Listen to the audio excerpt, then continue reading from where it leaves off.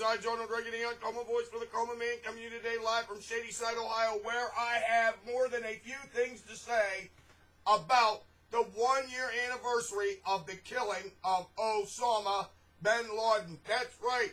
We all know that Big Daddy Obama, the crackhead in chief, is now running around the world taking credit for killing bin Laden. Yes, 1 year ago today, 6-gun Slim Obama gunned down a terrorist in cold blood, and he's running around now taking credit for it. Now, I guess it's a campaign thing. If you want to run around and say, I killed bin Laden, I guess nobody's really going to stop you. But a lot of people seem to think that's this thing known as spiking the football, taking a victory lap. And, of course, they say it looks a little tacky, and I tend to agree with that. But what gets me about this whole thing is, of course, that Big Daddy Obama, our crackhead in chief, is telling everybody that he thinks Mitt Romney wouldn't have done the same thing. He wouldn't have had the testicular fortitude to make that big, tough decision that he had to make. Oh, my goodness. So, in other words, Romney would have never have taken out bin Laden. That's absolutely ridiculous. There isn't anybody in a position of authority, whether it be the commander-in-chief, a general, a soldier, anybody that had a chance to take this guy out that wouldn't do it. But this guy's got the mitigated goal to say that Romney would not have done it. Of course, Romney is genius as far as I'm concerned. So he throws it back at Big Daddy Obama and says, hell, even Jimmy Carter would have taken out bin Laden.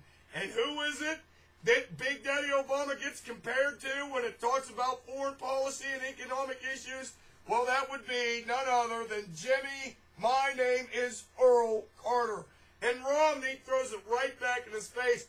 That was a stroke of genius. Now, as far as the politics go, I guarantee you this, the American people are not stupid. And they understand that Obama is running around bragging about killing bin Laden because he really doesn't have anything else to hang his hat on. But what's incredible about this, too, is that after all this flack that he's getting for his incredible spiking the football about bin Laden's death, he has to fly over to Afghanistan to actually congratulate the real heroes of getting bin Laden, and that is the brave men and women of our military. So he wants to make sure that the American people see that he hasn't forgotten their contribution into the getting of bin Laden. So he flies off to Afghanistan. Oh, and by the way, while he's there, he talks to that worthless warlord Hamid Karzai, our friend Hamid Karzai, their worthless warlord president over there, and signs a 2-year deal to keep our troops over in Afghanistan for 2 more years. That's right.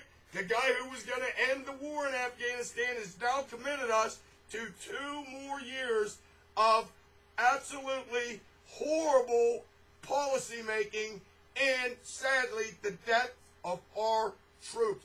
But what's sad about that is, of course, that if I was a troop over there and I was told by the crackhead in chief that I'm going to be forced to stay there 2 more years, by God, I wouldn't be too happy about it. And it's not that they don't believe in the mission, but you never know when these worthless, unappreciative Afghan soldiers are going to turn their guns on our soldiers and shoot them in the back, as they have been prone to do recently. And of course, our crackhead in chief, when the accidental burning of the Koran happened and 6 of our soldiers were gunned down by Afghan soldiers, did not demand that Hamid Karzai apologize for the killing of our brave men and women in the military. In fact, we don't even know who did it yet. We haven't heard any investigation. And the crackhead in chief is over there right now signing deals with them and making nice with a man who, as far as I am concerned, is a worthless piece of crap. And Hamid Karzai does to us exactly what Musharraf did to us in Pakistan. He plays us for a bunch of suckers. He signs this agreement, says 2 more years, 1 minute, he'll be making that nice with the Taliban the next. And we let it go on. And I have absolutely no idea why that happens. I just know that it does. And so we're committed to Afghanistan for another 2 years. The man who was going to end the war. And what's more incredible is apparently we're going to fund these people to 2024. Christ, we're broke now, and we're going to support these damn deadbeats till 2024. It is absolutely incredible. But of course, with the crackhead in chief, you know how he is. Don't worry about it. If we run out of money, we'll just print more. But I also want to say this. If this is true about bin Laden being down for what killed after 1 year, and we all know that it's Big Daddy Obama's big foreign policy success story, well, let's just think about that for a little bit. So, how did this happen? How did they actually get bin Laden? Well, apparently it had something to do with using enhanced interrogation procedures on a courier who gave them the location of bin Laden. That's right, enhanced interrogation. That, according to Big Daddy Obama and all these damn Marxists that run the government, is torture. But apparently we got that information from enhanced interrogation procedures. Now, who gave us enhanced interrogation procedures? What heinous person would do such a thing like that gave us the information to actually find bin Laden and take him out? That guy's name is George W. Bush. And I want you damn communists and leftists to watch this, to think about this. Your work was crackhead in chief when he took over office. What was he going to do? He was going to close down Guantanamo Bay. Is Guantanamo Bay closed down? No. They said they were going to end all this enhanced interrogation procedures too. Has any of that actually happened? No. And it gave us the information to actually take bin Laden out.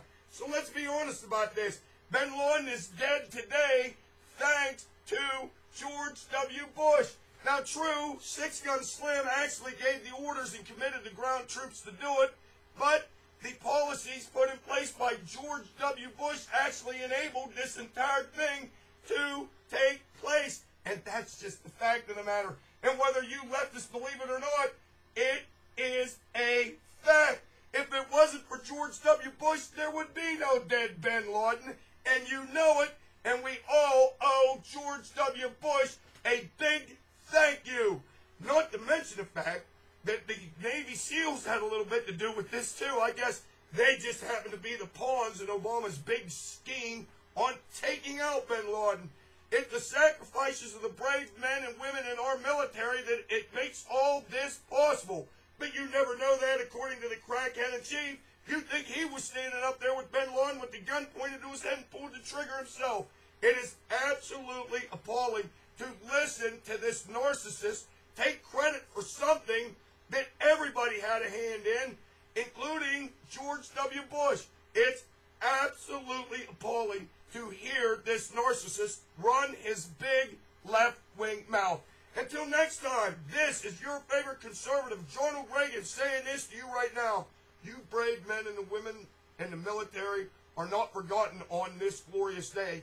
It is you that actually followed through and got rid of this damn nuisance once and for all. You should be very proud of yourselves, and I'm very proud of you. Until next time, I say this now, over and out.